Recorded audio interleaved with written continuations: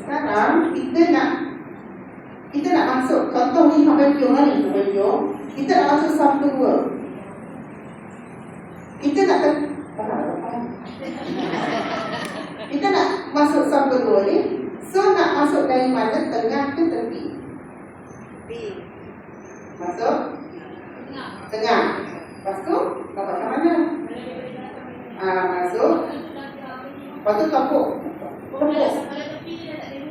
Ya, ini katalah dari ini.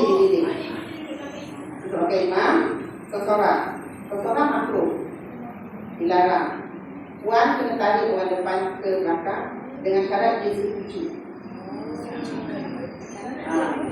Jadi nak setuju tu, saya pendapat teman saya kat belakang. Baru kita solat, jangan bapak-bapak teman orang main batal lah. Tak boleh.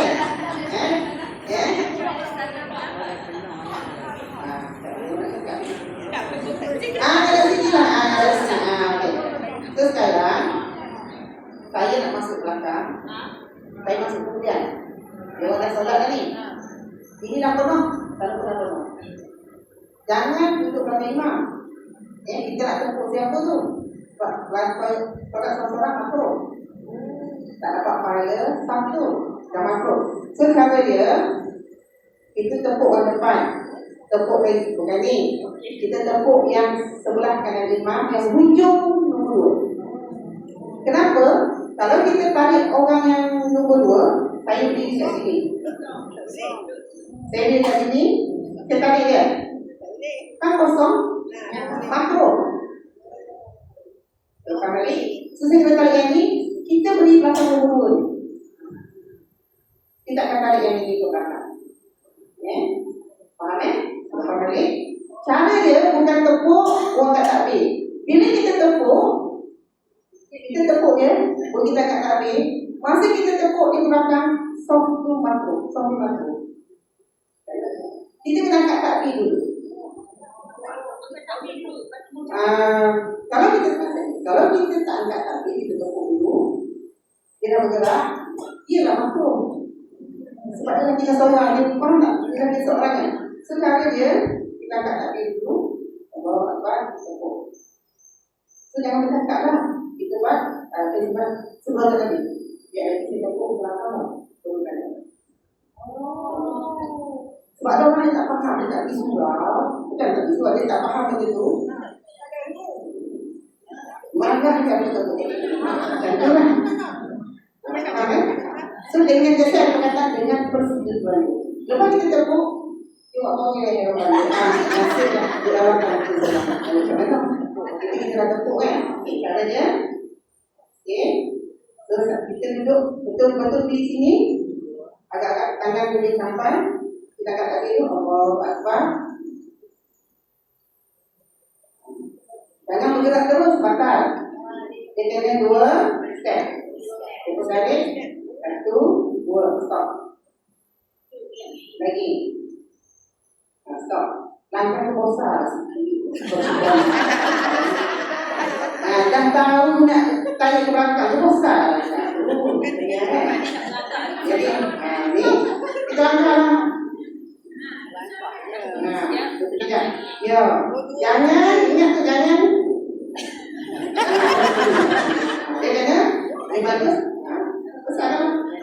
Sampai kita bertemu dengan dia. Tanya dia, orang kedua ni, kita orang kedua, kembali ni yang ke belakang. Jadi kita tak ada kawan di belakang. Tapi, anak kata, kita masuk berdua, baru kita duduk belakang, imam, penuhkan kanan, masukkan berdiri. Kalau kita berdua.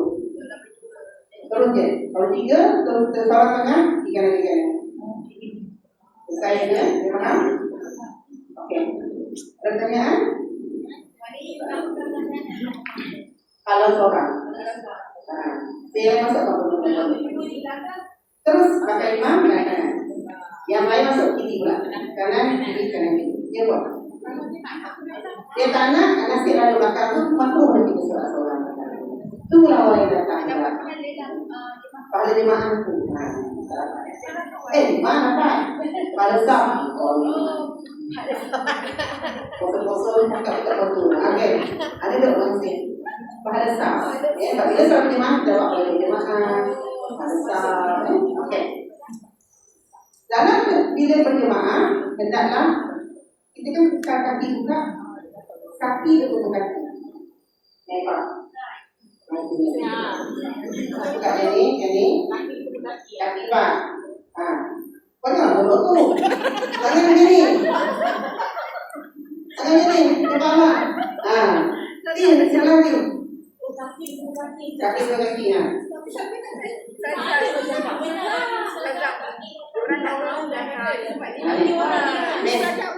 Tapi jangan diukur pula bosan. Buka dengan kaki biasa-biasa dulu. Okey, buka kaki ni. So, tutup tidur. Dia otomatik nanti bahu kita kena bawah.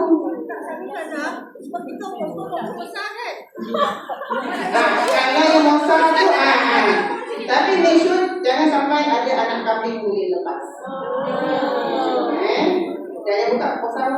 Dia pakai besok. Kalau orang sebelah macam mana? Tapi tu pun pamannya lah. Kau gaduh. Jangan pula. Ini solat ni, kata lah. Tak boleh macam cakap. Kalau tak kena macam tak boleh. Itu solat kita keluar. So, buka ke biasa. Itu, tangan dia keluar. Kalau tangan panjang, dia mengganggu. Dia kena jauh sikit. Teori dia macam tapi dia buat jadi kalau masalah kalau ada cara make sure jangan sampai ada binatang anak kambing anak kucing betul tak? Saya kayak akhir jangan mungkin sebagai itu kita kena tegak supaya kita tak duduk terlalu makcik dulu. Tapi kalau bawah dia kan. Ya, biasa kita duduk kayak ni tegak atau kita rasa takut berduduk atas makcik kita duduk kayak awal. Maknanya kita bebas. Okey, saya itu orang itu. Jadi kalau kita punya jemaah maksudnya kita tidak ada perempuan. Jadi kalau orang lelaki itu sama masuk ikutkan dulu. Imam lelaki kat sini, kita jemaah kat belakang, kamu juga. Mulakan daripada tengah. Kalau kita ada geng, kalau tadi geng, kita boleh kanan tadi. Kedua, balik ke belakang. Sama juga. Kemudian kedudukan jantina. Kalau seseorangnya ada pemakan. Kalau tak ada. Nak pakai imamnya. Okay. Kalau pakai di bawah ni, kalau ini jemaah perempuan, imam perempuan, so makmum dia kat mana? Selangkah dia makmum perempuan, selangkah dia. Ya, oh, mereka ni perempuan.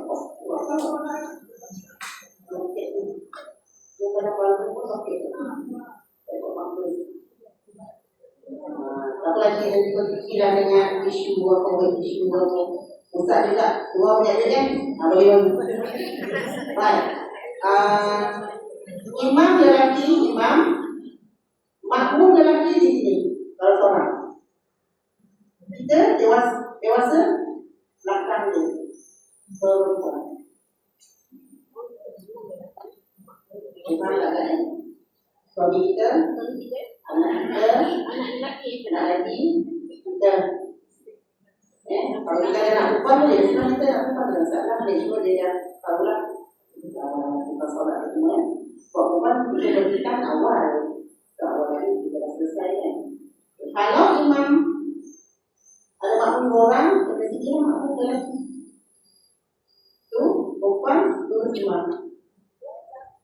Sebab dia pun dia artinya anak dia. Sama kalau anak lelaki sini Ustaz, kita ada. Ustaz di pertama soalnya tak ada. Kenapa Ustaz tak ada satu? Sebab Ustaz ni ada masa dia berubah jadi perempuan. Lalu dia. Kadang-kadang masa dia berubah menjadi lalu lelaki. So kalau dia Ustaz lelaki, Ustaz lah satu. Kalau tiba Nabi jadi syaitan. Kalau dia duduk asal perempuan, tiba Nabi perempuan jadi lagi bosan. Pada saat badan berlainan dan bina. Usah tak ramai, tapi ada yang lebih. Dia tak berdosa tu pada juga berlainan dan bina. Allah nak keluarkan dia dua dan bina. Cuma Musa ni, dia kena memilih. Dia bina balik, dia tak boleh tukar yang dua dan bina. Dia kena pilih, lalu dia arah ke mana. Kalau dia lebih pada lelaki, dia kena buang yang perempuan. Betul. Kalau dia lebih pada perempuan, dia buang yang lelaki. Dia tak boleh tukar yang dua. Itu pendapat ulama. Dalam mazhab kita pegang dia dalam macam mana.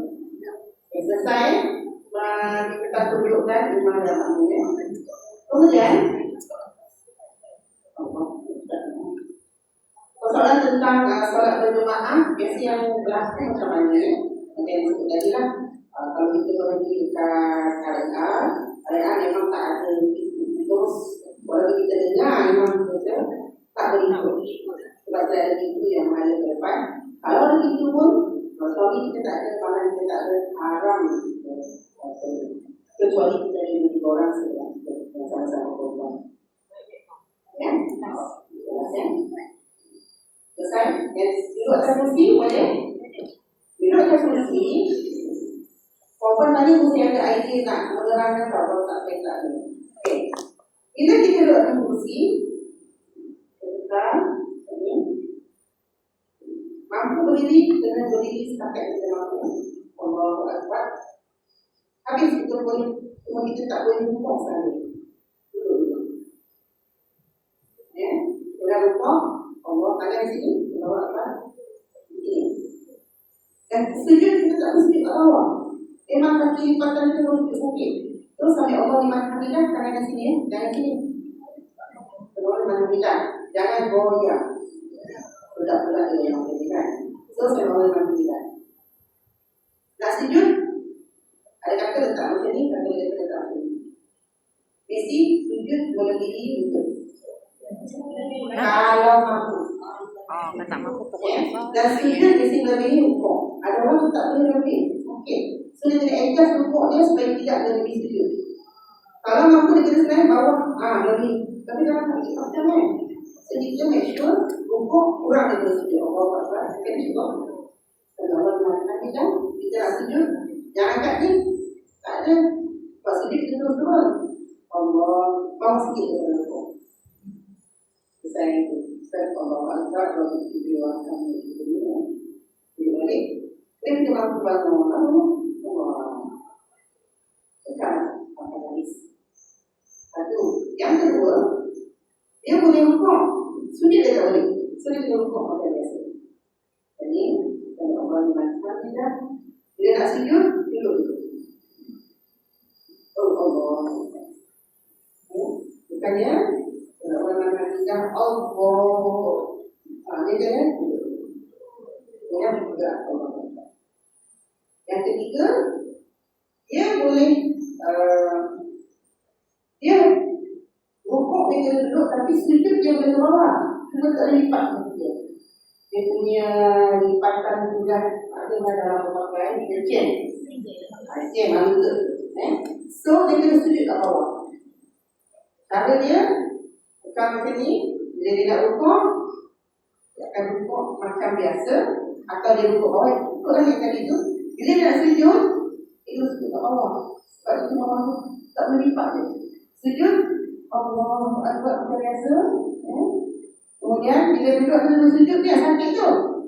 Naik atas. Rabbi ini, orang kami, boleh berpakai. Sujud lagi, naik atas. Sebab dia tak boleh duduk antara dua sujud tadi. Sampai akhir ini duduk atas lah. Dan beli kursi yang tahan terlentang. Itu keras, betul. Bukan kita duduk terlentang buat kita. Beli yang comfortable lah. Maksudnya kursi yang rendah sikit. Tak terjongkit sangat, kita nak naik ke bawah tu. Dia ada. Perempuan yang tahu kesesuaian. Kesakitan. Ya. Apa tanda tak boleh? Orang ni tak bersikir pun. Dia asyik kepala tu lah. Dia makro, bukan tak sah makro. Sebab bila kita sadar makro tu, bila kita tarik kita akan jatuh. Sama juga solat kat dinding. Kita sehat, orang sakit lain tau. Orang sakit, dia kesalahan Allah. Sebab dia biasa nak jatuh jawapan tadi. Yang hitam ni kan, itu yang solat ni. Atau dia dinding, dia boleh sadar. Bagi dia boleh. Orang yang tak ada, orang yang normal, makro ni sadar. Sebab kalau tiang ni tu buang, dia pun jatuh bawah. So kalau solat yang ini, jangan sadar. Itu ada elok. Nak nyanda tak? Jangan apa dia tolak. Tolak apa tak? Tak, dia boleh. Dia duduk kan? Dia duduk? Batal tak? Batal lah tadi dia keluar dia tak batal. Tak dia ni Dia duduk macam ni? Duduk tak batal. Sebab duduk yang solat. nampak tak? Tak boleh. Dia cakap tak? Dia kalau tengah dia terlelap dia pun baru batal. Duduk dia batal solat. Itulah. Itu tak batal. Tapi batal pun itu. So kalau maki-maki, ada kata kalau sebaiknya kita batal. Kalau kita tak mesti kita mungkin kita belum terangkan. Jadi maki-maki yang mesti ni ada orang satu di belakang tu. Bukan nak bercakap, bukan. Kita cakap baru. So kalau kita duduk sama ni, kalau tepi sekali tak apa. Kalau bukan tepi tu, kita terlelap tu, kita dah merosakkan pahala. Satu sah dah rosak, yang belakang tu dia perlu. Dia dah tak boleh lah. Dia dah terputus. Kalau orang tahu, so dia menjejaskan yang lain lah. Kata hukumnya. Kalau ada ilmu, insyaAllah. Kita buat ilmu. That's why zaman awal Islam tidak ada perdebatan ilmu. Kau betul tak disalahkan. Sebab semua orang berilmu. Zaman akhir zaman ni, menuntut ilmu lebih baik daripada beribadah sunat tanpa ilmu. Zaman awal Islam, beribadah lebih utama sebab semua orang berilmu. Tidak ada perkara pendapat itu betul sebab masing-masing menghormati antara satu sama lain. 4 mazhab. Berbeza kalau untuk semua, tapi tak ada masalah sebab mereka berilmu. Zaman sekarang, sikit pun jadi isu sebab masing-masing bercakap tanpa ilmu. Itu dibagi kita ni zaman fitnah. Zaman kejahilan berleluasa, orang yang berilmu lebih banyak yang besar lah. Akan berhenti insyaAllah kat penerimaan ni sebab dia ada banyak permasalahan Imam masuk macam mana kalau tak sebab pagi-pagi hari Imam macam mana. Sebab Imam ni kadang dia jadi ingat apa yang akan Allah. Lepas tu dia syukur. Kita pun Alhamdulillah. Macam mana ni? Dia kita akan kongsi insyaAllah. Sebab bila nak jadi imam, dia perlu ada syarat-syarat tu. Antaranya imam perlu faham kemampuan makmum yang duduk belakang tu. Siapa orang? Dalam Islam, walaupun yang datang bagi ceramah suruh kita tu orang hebat, selebriti, tapi jadi imam ialah imam setetap. Itu lebih aktual sebab dia boleh tahu ke masalah kemampuan kita. Kecuali imam tu jemput bersama. Sebab dia namanya itu satu. Dia tak boleh okul itu tentang kawasan kita dan tanpa diokul oleh imam setetap. Terutama kan yang setetap. Itu adab dalam solat berjemaah. Walaupun dia kori antara bangsa dan Tuhan dan mana, dia kena menghormati imam setetap. Itu adab dalam solat berjemaah. Contohlah kita katakan ini. Masa kita senyap ni, dia ini orang tak follow. Kita ada kisah.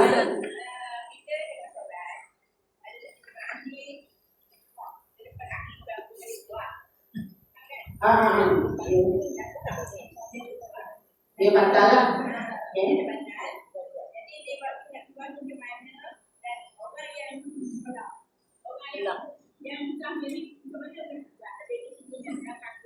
Itu yang itu kita bincang tu jangan keluar, 3 orang. Okey, satu. Yang ini pada sana, tak boleh. Okey, masukkan kaki dalam tempat tu. Sekarang ni tipe yang batal, kalau yang kiri batal tak apalah. Ni apa yang batal kan? Macam mana tu? Okey, Ting. Macam mana tu yang kau batal tu? Keluar macam tu ya? Apa tu? Belakang ni ada sound ni. Jangan ada lagi.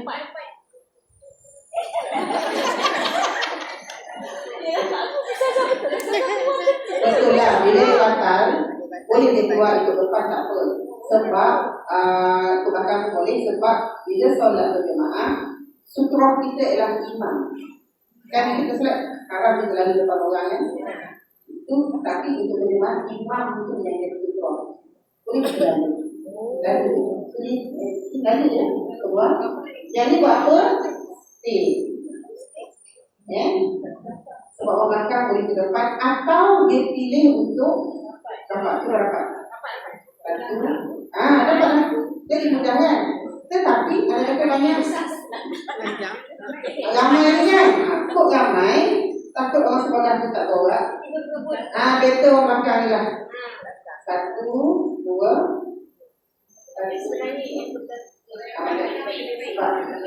Kita tak mengganggu. Kalau tak ni semua orang bergerak.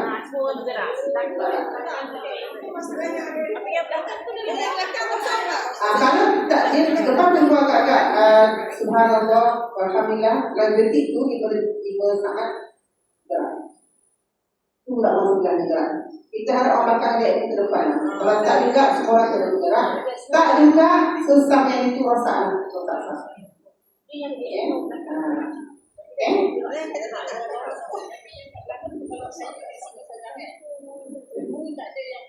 Yes, betul lah. Bakal tak? Sebab isyarat dalam nama isyarat keluar. Isyarat keluar dari solat. Okey. InsyaAllah bila ada ilmu boleh selesaikan. Yang sekali pilih imam batal. Imam batal, masa rukuk tak naik-naik. Makmum belakang tengok imam dah hilang. Macam mana tu? Dia tengah sujud, dia tengok, kamu kena tu imam tu. Adakah dia kena? Boleh kan? Kod. Ilmu ni bukan kod-kod kan? Dia kena. So, yang dah tidak imam, yang betul-betul belakang imam. Jadi saya duduk belakang imam, make sure boleh kontak untuk jadi imam. Maka ibu suka tau. So, bila sujud, tak naik-naik, angkat pada dia tinggal. Banyak orang kan memang tinggal. Kita buat apa? Dia pun nak terus Allah. Ya, kemudian make sure tak terus sujud pertama, sujud lagi. Dia sebenarnya tak pernah itu tahu lah. Dia balik Allah. Kemudian katalah dia jalan rokat pertama, kemudian naik. Selesai, kemudian tegak dulu. Kan step tu kan. Bukan melangkah begitu. Tapi kalau misalkan kita buat diadakan tempat ni dah itu macam lebih sikit. Sekarang kita boleh bergerak. Jadi kan? Mari semua habiskan solat di luar selesai dari imam. Ya. Bagi selesai pergi akan imam tu. Tak. Ada. Ya. Kalau ada seorang yang memahami, dia perlu batalkan solat dia bukan jalan habiskan. Dia tak boleh semua habis sebab solat fardu tak boleh berhenti. Solat sunat lain. Solat sunat kita pergi repuk-repuk habis kita solat sunat dia lain. Yang kita baca solat fardu. Solat sunat ni dia lebih mudah. Tapi itu solat sunat takbiran pun solat sunat. Solat duha takbiran. Solat fardu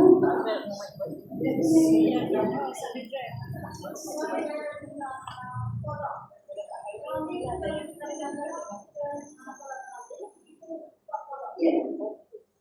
Itulah ilmu kepentingan. Tarawih khas bulan Ramadan saja. Ambillah tarawih itu. Untuk buat lagi. Sebab ada yang tarawih itu buat foto. Buatlah sebaiknya lepas solat dulu untuk dulu. Itu jangan sekali harum. Nanti kita bosan dengan ibadah kita. Sebelum solat asar buat solat foto dulu. Atau sebelum solat foto ni tidak ada waktu larangan. Lepas subuh nak foto subuh boleh, tapi solat lain tak boleh. Jadi sejak kau solat ganti-ganti. Itulah cara yang disadar kalau dia beberapa orang dua agama dan dia nampak dia kita dah daripada terus solat tu dan sampai 5 pagi waktu asar kan kita akan kelelahan dan itu yang benar yang apa yang kita lakukan. Dan Islam tu juga sambil kita bersolat kita alhamdulillah kepada Allah dan kita buat jalan kita sendiri. Kali Allah ya Allah kita akan belajar istiqamah dan istiqamah lima ibadah ya Allah kita ibadah yang berdosa. Yakin dengan sifat Allah Al-Ghafur. Allah itu Maha Pemurah dan Maha Pengampun. Kita kena yakin. Tahu dalam mereka. Takut dengan neraka Allah tapi kita harap kita masuk syurga. Belum dia lagi. InsyaAllah dedeknya. Nanti ada persoalan, kumpulkan dan kumpulkan. Jadi saya nak terakhir last. Boleh. Nanti saya cakap ada satu hadis yang kita bagi makan dekat orang yang hidup puasa itu kan mahali Nisa. Tapi sekarang kita tak mention kalau masuk di bulan Ramadan kita hampir sambutan setiap hari kita buat makanan. Jadi dekat situ yang mana yang lebih afdal untuk kita mengadakan suasa yang itu nak bagi makan. Dan yang paling besar sekali buat makanan adalah bazar Ramadan. Jadi dekat sini kita ada semangat mana satu yang terbaik daripada untuk kita sekarang. Soal yang maksudnya membazir itu yang dilarang oleh Allah, membazir sahabat syaitan dan membazir itu seolah itu tidak bersyukur dengan Allah seolah-olah. Jadi dalam Islam sebaiknya kita berilah ikut keperluan apa yang perlu dan kita sedekahkan pada diri kita mengikut kapasiti kita. Kita fikir boleh seorang kita bagilah sekadarnya. Jangan bagi yang terlalu banyak dan kita harap mungkin dia boleh guna untuk buka esok ni. Tapi kita bagi itu untuk semasa sahaja. Kita utamakan mulakan yang diri kita sendiri. Barang kita sendiri yang menyebabkan benda demokrasi. Malah boleh dekat apa air rebu, serat batu, semua sedap. Anak ada anak kecil. Tak beli kesian. Bila beli penuh meja. Jadi cara terbaik kita sebagai ibu kita kontrol. Bagus soalan. Belilah sekadarnya untuk sekali makan sahaja. Tahun besok kita dah lain pula. Sebab sahur dan segala sahur tak sama dengan begitu. Upah tu pasal kan anak dalam seminggu ni kita dah mula slow makan nasi pun kita bilang nasi tu apa slow macam tu lah. Kemudian kita dah mula sahur dengan orang lain. Jadi awak tu kita tak tahu. Sebab membazir ni memang terkenal jadi membazir kita nak kejar pahala tapi menyebabkan kita dosa membazir. Ini lah sebab itu kalau di hotel pun dia tak bagi kita tak tahu dia memang akan buang dia tak ada yang buang kita bayar RM150 untuk berbuka puasa tapi boleh ni kita ambil RM20 tu tak boleh tapi ada RM20 pun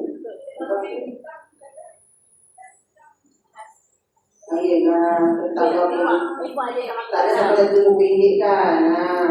Jadi boleh tak salah makan di hotel makan. Cuma kita lebih tahu ada hukum lagi ada hukum dari nak berlaku pada perempuan ni kita ada kita punya keseimbangan kita punya ada soal campur dia dengan ilmu tu kita kami tak ada Allah siapa nak buat kita Allah kita beri Allah kita macam tu bila alhamdulillah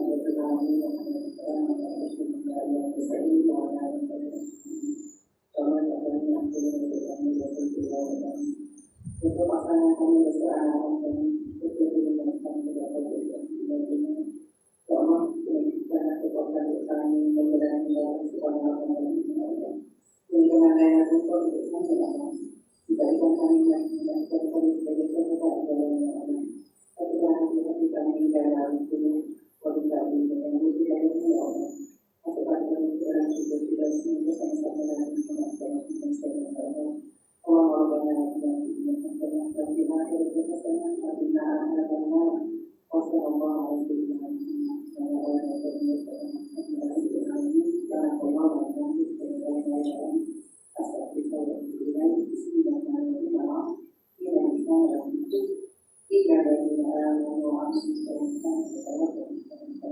Assalamualaikum warahmatullahi wabarakatuh. Terima kasih. Kita makan itu.